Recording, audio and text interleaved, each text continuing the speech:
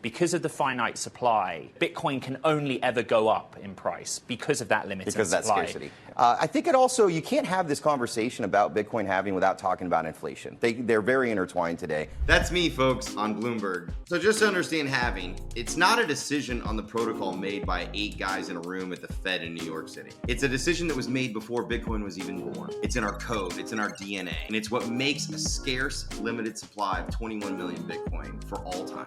Bitcoin and inflation are conversations you have to have together for multiple reasons. It comes down to fixed supply, scarcity, that's Bitcoin on the left, and infinity and beyond, as our buddy Buzz Lightyear used to say about the US dollar and fiat currency in general on the right-hand side.